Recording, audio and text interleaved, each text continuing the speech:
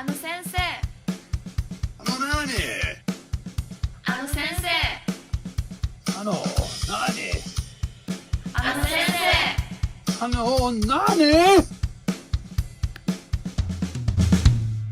何先生 L と R の発音の違い何？ Oh, that's a good question. Give that girl a grade A. And I'm very glad you asked me because I've got the perfect answer for you coming up right now. Before I start though, I'd just like to mention the letter W. There are some English speakers who can't say the letter R, but they never say the letter L instead. What they would say is W, like this. Be very, very quiet. I'm hunting rabbits. Let's just start with a comparison between Japanese and English.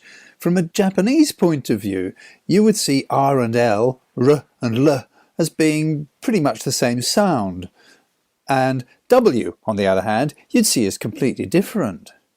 But for English speakers, W and R are very similar, and L is the one that stands out as being different.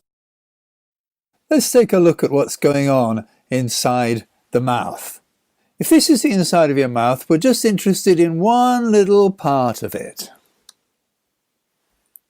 The front part. This is where the tongue is doing the work of making these sounds.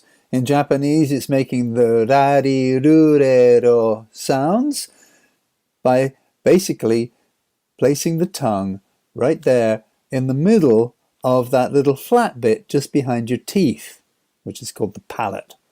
In English, though, the L sound is made by putting the tongue much further forward, just behind the teeth, at the top of the palate there. And the R sound is made by curling the tongue back and tapping the very back part of that flat area, just where it's starting to curve up further inside your mouth. So let's see if we can hear the difference between L and R in Japanese. Imagine a little child saying wasurerarenai in Japanese. You know how some Japanese children talk like that? And then imagine a foreigner saying it like this. Wasurerarenai. Can you hear the difference between those two? Okay, now you try. See if you can say that difference yourself. Wasurerarenai. Wasurerarenai. Okay, so now let's look at something else that will help us to make the difference between R and L. Let's look at the way that the lips are shaped. Let's just start with the mouth open and the tongue resting at the bottom of the mouth. Now push your lips forward and say ooh.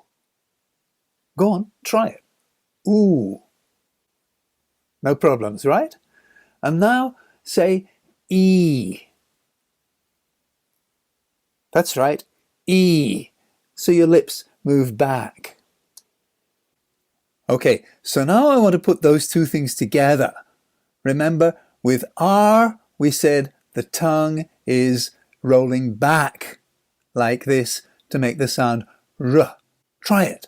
R. And then L. In the case of L, the tongue is placed at the front of the mouth. L. Try it. L. Now let's look at the position of the lips. Remember that oo? Make that oo shape with the lips when you say the letter R. So you say R, R, pushing your lips forward.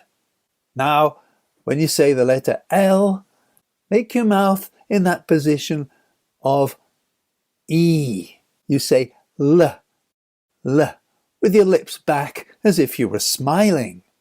This will help you to produce the two sounds in a clearly different way. Okay, try it. R, L, R, L. Are you beginning to get the hang of it? Well, now let's look at W, W. Where does that fit in? Well, the tongue isn't doing anything. It's just resting at the bottom of the mouth, and the lips are forward the same as for R, for the letter R.